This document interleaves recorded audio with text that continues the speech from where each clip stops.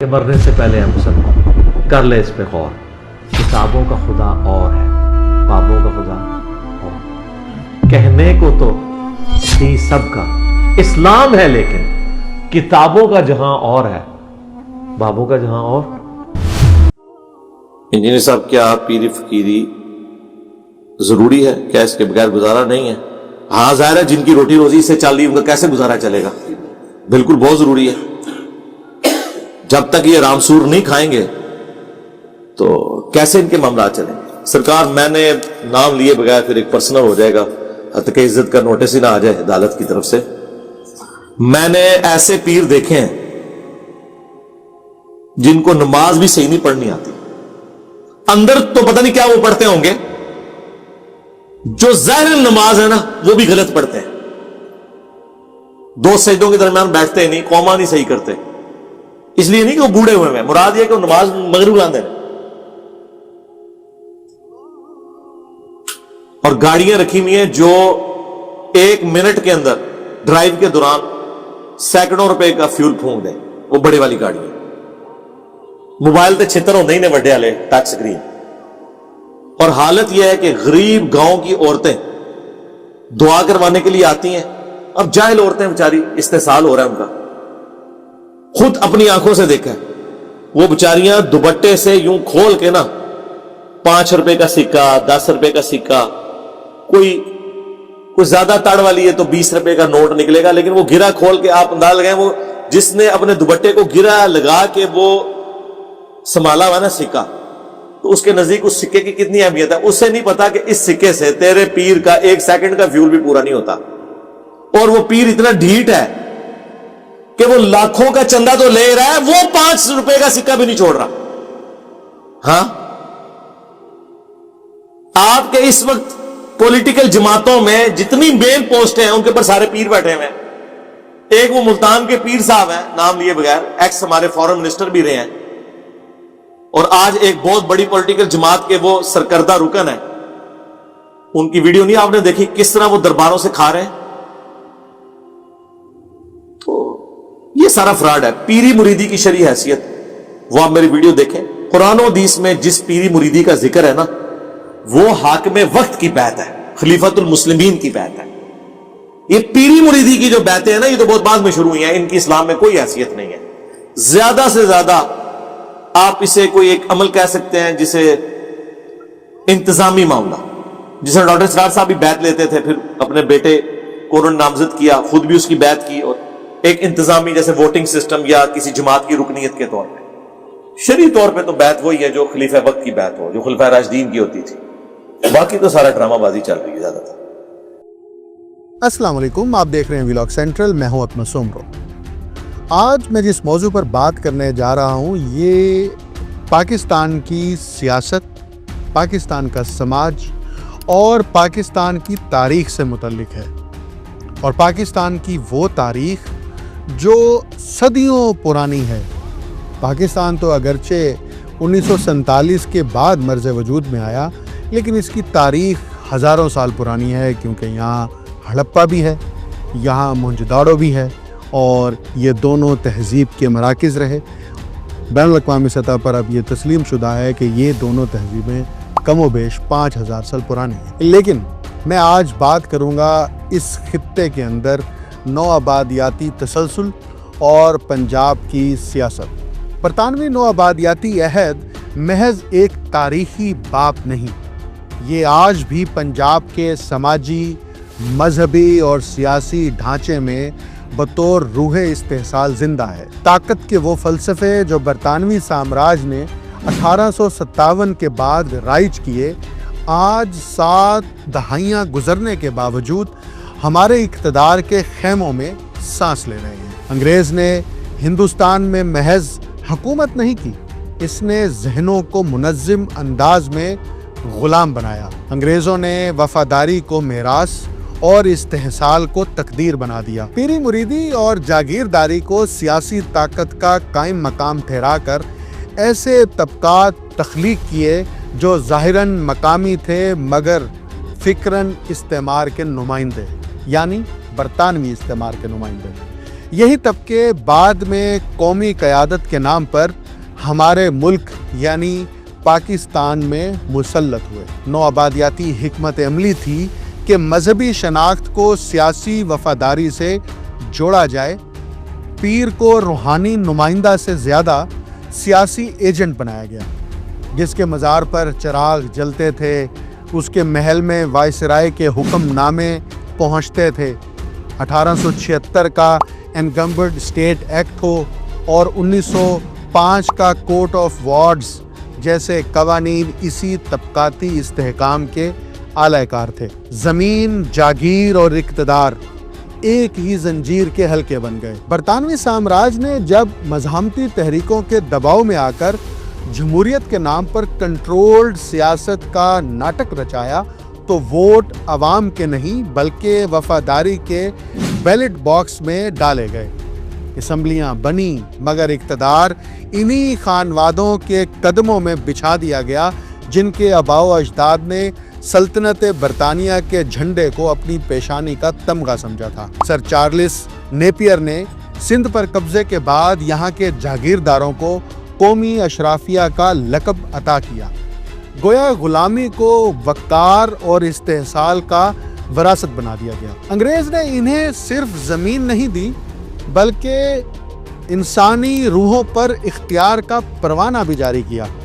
पीरी मुरीदी को मजहबी रिश्ते से निकालकर सियासी हथियार बनाया गया। डिप्टी कमिश्नर के दरबार में पीर की कुर्सी उसकी रूहानियत की नहीं, उसकी वफादारी की कीमत पर रखी जाती। मुरीदों की तादाद जितनी ज्यादा, कुर्सी उतनी ही बड़ी। अंग्रेज के हाथों से इन्हें जो शाबाश नामे मिले वो दरअसल अवाम की महकूमी के सर्टिफिकेट थे। सोने के हरूफ में लिखे गए वो असनाद इस गुलामी की यादगारें थीं जिन पर आज भी पंजाब की सियासत फख्र करती है। तलवार और बंदूक जो कभी आज़ादी की अलामत थी, इन पीरों के लिए इनाम वफादारी बन गई। और यही वो लम्हा था जब रूहानियत ने सियासत के दरबार में अपनी गर्दन झुका दी। अंग्रेज साम्राज्य ने जब अपनी सल्तनत की जड़ें मजबूत करने के लिए मजहब को हथियार बनाया तो पीर इसकी बेहतरीन ईजाद बन गए। रूहानी पेशवा नहीं, सियासी मजिस्ट्रेट। बरतानवी सरकार ने इन पीरों को एजाजी मजिस्ट्रेट के ओहदे देकर तख्ते अदालत को मुसल्ले में बदल दिया। अब मुरीदों के फैसले रूहानियत से नहीं, अंग्रेज की खुशनवीदी से सादिर होते। जब अरब दुनिया में खिलाफत के खिलाफ नई मुमलिकतों की बुनियादें रखी जा रही थीं, हिंदुस्तान में तहरीक खिलाफत के नाम पर अवाम बेदार हो रहे थे।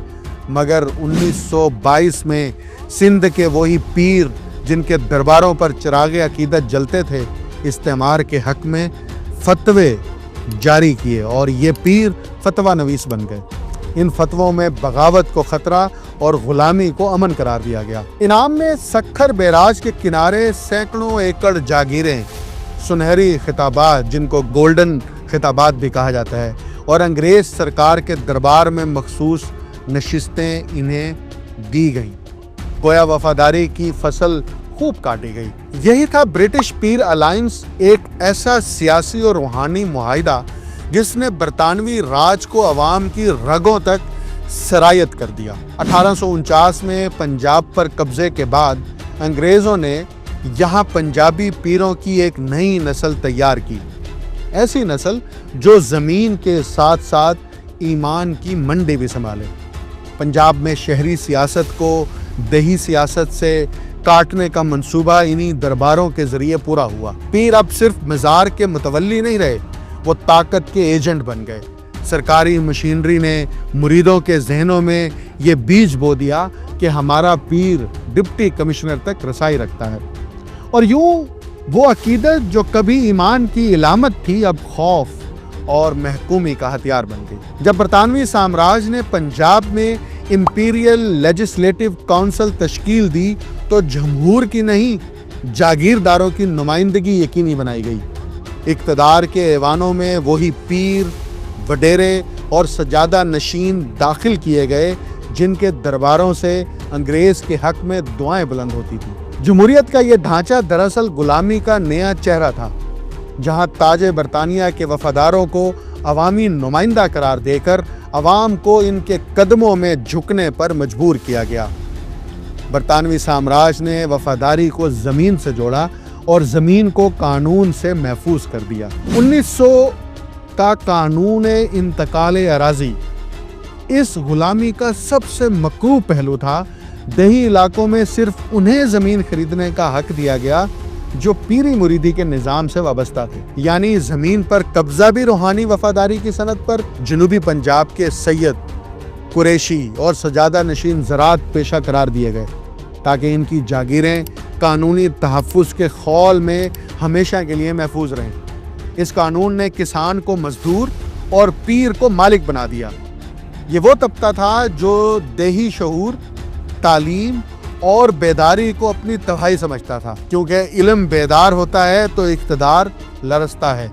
यही वजह थी कि पीर और जागीरदार दोनों देहात को जहालत के अंधेरे में रखने के ज़ामिन बने। 1901 में पंजाब सेटलमेंट कमिश्नर जे विल्सन ने वाज़े अल्फाज में लिखा कि पीरों की जागीरों को सियासी वजूहात की बिना पर महफूज रखा जाए, और जलियांवाला बाग के खून में हाथ रंगने वाला lieutenant governor sir Michael Dyer खुद इन सजादा नशीनों का सबसे बड़ा मुहाफिज था।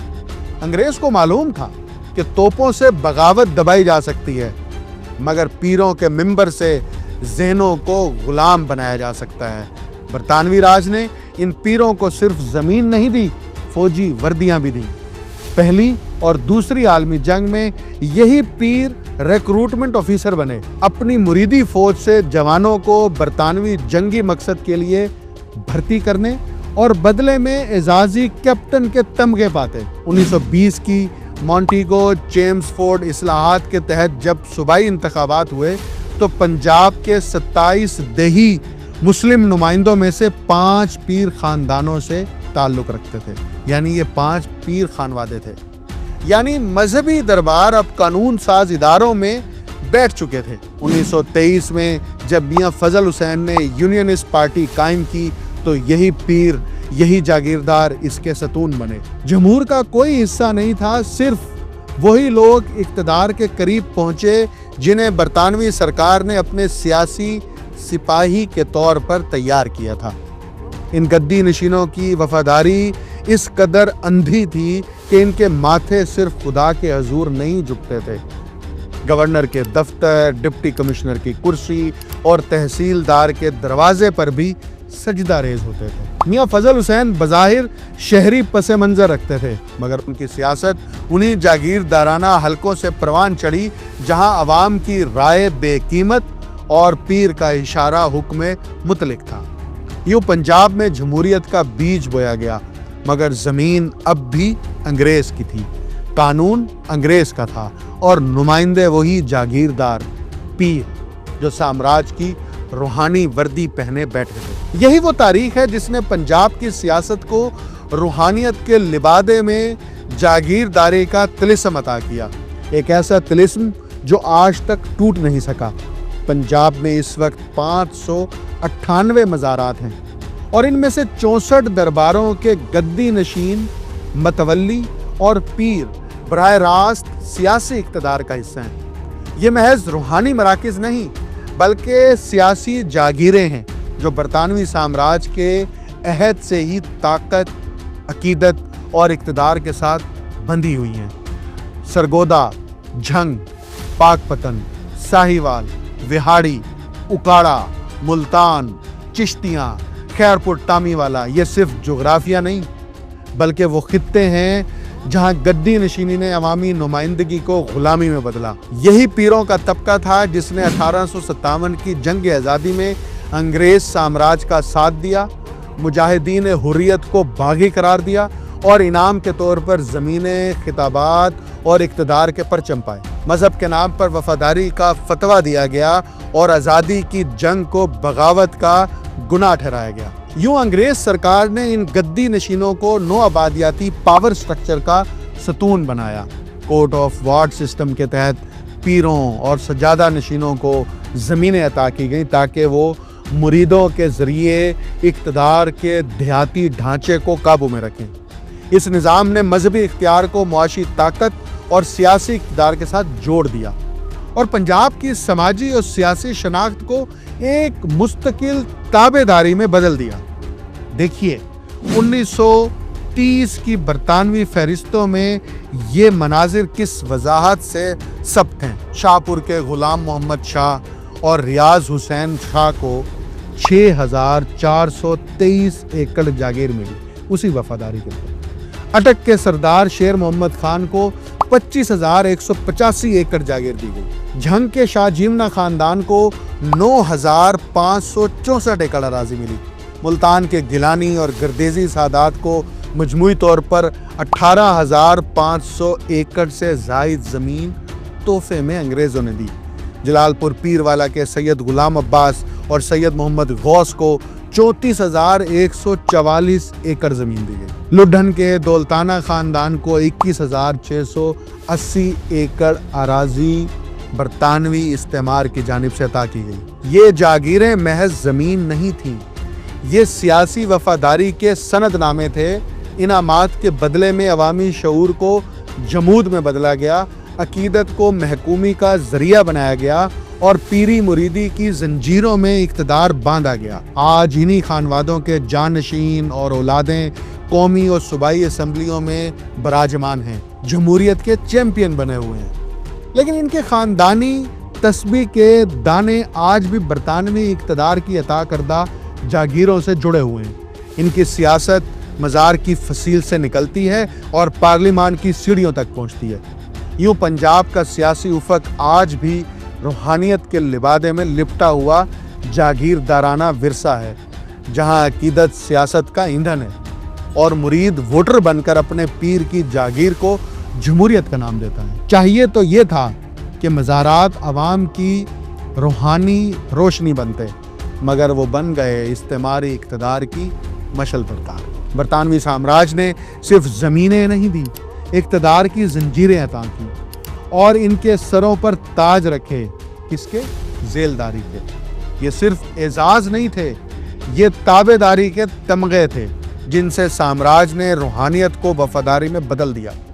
مظفر گڑھ سے دیوان محمد غوث، سید باندے شاہ، خان صاحب مخدوم محمد حسن، سید تراب علی شاہ، سید عامر احمد شاہ، سید غلام سرور شاہ، سید جند وڈا شاہ، میاں والی سے سید قائم حسین شاہ، غلام قاسم شاہ، شاہپور سے پیر چند پیر، سید نجف شاہ، فیروز دین شاہ، پیر سلطان علی شاہ، علی حیدر شاہ اور جھنگ سے محمد شاہ، اللہ یار شاہ، محمد غوث، بہادر شاہ، یہ سب برطانوی راج کے درباری ذیلدار بنائے گئے تاکہ طاقت مزار کی چوکھٹ سے نکل کر گورے حاکم کے دربار میں جھک جائے۔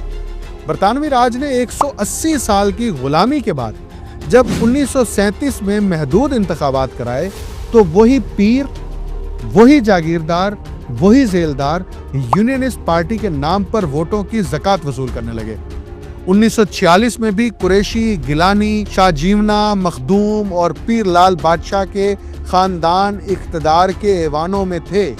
وفاداری کے پرانے خریدار نئے جھنڈے کے نیچے یکجا تھے۔ جب فضا میں پاکستان کا نعرہ گونجا تو انہوں نے فوراً اپنا رخ بدل لیا، انگریز کے دربار سے نکل کر مسلم لیگ کے کیمپ میں پناہ لی۔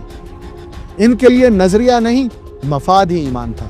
قیام پاکستان کے بعد ان گدی نشینوں نے نئے وطن کی سیاست پر پرانی غلامی کی چادر اوڑھ لی۔ ایوب خان کے بنیادی جمہوریتوں کے تجربے سے لے کر ضیاء الحق کے اسلامائزیشن کے نعرے تک اور پرویز مشرف کے روشن خیال اعتدال تک، یہ پیر ہر اقتدار کے روحانی سرپرست رہے۔ جب آمریت کو تقدس درکار ہوتا تو یہ دربار اپنی تسبیح پھیرتے، جب جمہوریت کو ووٹ درکار ہوتے تو یہ مریدوں کی قطاریں بنواتے۔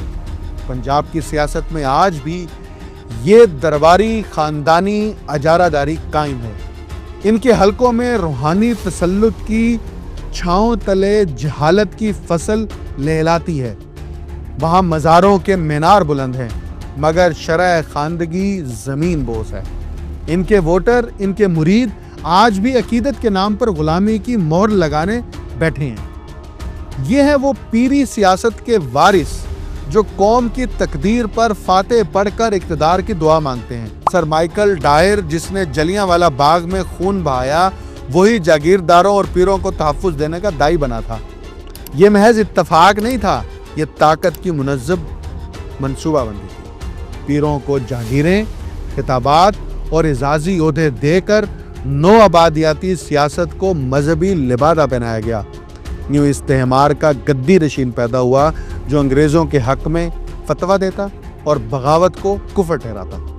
آج انہی گدی نشینوں کے وارث قومی اور صوبائی اسمبلیوں میں جمہوریت کے علم بردار بنے بیٹھے ہیں، مگر ان کے حلقوں میں شرح خواندگی آج بھی خطرناک حد تک کم ہے اور عوامی شعور صدیوں پرانے نظام مریدی میں مقید ہے۔ محکمہ اوقاف کی رپورٹ بتاتی ہے کہ پنجاب کے مزارات سے سالانہ 1.5 ارب روپے کی آمدن ہوتی ہے، مگر ان وسائل کا کوئی حصہ عوامی بہبود پر خرچ نہیں ہوتا۔ مزارات کے ساتھ منسلک جاگیریں آج بھی گدی نشینوں کے کنٹرول میں ہیں، جیسے کبھی انگریز کے زمانے میں تھی۔ یوں نیو کالونیل پاکستان میں طاقت کا چہرہ تو مقامی ہو گیا، مگر روح اب بھی سامراجی ہے۔ برطانوی حکمت عملی کا وہی فارمولہ آج کے پنجاب میں زندہ ہے۔ مزاروں سے منسلک سیاسی حلقے، وراثتی سیاست، جاگیرداری کی دستار اور مذہبی تقدس کا نقاب، یہ وہی مقدس طاقت ہے جو جمہوریت کے ایوانوں میں بیٹھ کر عوام کے حق کے اختیار کو مسلسل یرغمال بنائے ہوئے۔ پاکستان کی سیاست کا یہ نو آبادیاتی تسلسل ہمیں بتاتا ہے کہ ملک آزاد ضرور ہوا، مگر طاقت آزاد نہیں ہوئی۔ ہمیں یہ سمجھنا ہوگا، یہ جاننا ہوگا، اور ہم اگر یہ سمجھ گئے، جان گئے اور شعور حاصل کر لیا تو یقیناً پاکستان حقیقی جمہوریت کے سفر پر گامزن ہوگا۔ مجھے اکمل سومرو کو اجازت دیجیے۔ اللہ حافظ۔ پیری مریدی کی اسلام میں کوئی حیثیت ہے؟ جو مروجہ پیری مریدی ہے نا، اس کی تو کوئی حیثیت نہیں ہے، البتہ خلیفۃ المسلمین کی بیعت تو ہے نا۔ نبی الاسلام بھی بیعت لیتے تھے، حاکم وقت کے طور پہ خلفائے راشدین نے بھی لی ہے، اور وہ بیسیکلی اللہ کی بیعت ہو رہی ہوتی ہے ایک حکمران کے ذریعے، لیکن حلال اور حرام کے دائرے کے اندر، وہ بیعت تو درست ہے۔ باقی پیری مریدی کی جو بیعت ہے، اجتہاداً اگر کوئی اسی پیٹرن کو لے کے چلتا اور اس میں اپنی عبادت کروانے کی بجائے قرآن و سنت سکھاتا تو ہمیں اس سے کوئی حرج نہیں تھا، لیکن ہوا یہ نہیں ہے۔ لہٰذا اب پریکٹیکلی تو پیر نصیر الدین صاحب نے اس کے خلاف کتاب لکھ دی ہے، پیری مریدی کی شرعی حیثیت، وہ آپ پڑھ لیں تو آپ کو پتہ چل جائے گا کہ اس بیعت نے کیا گل کھلائے ہیں۔ اور فرقوں کی دکانیں بند، the damage has been done۔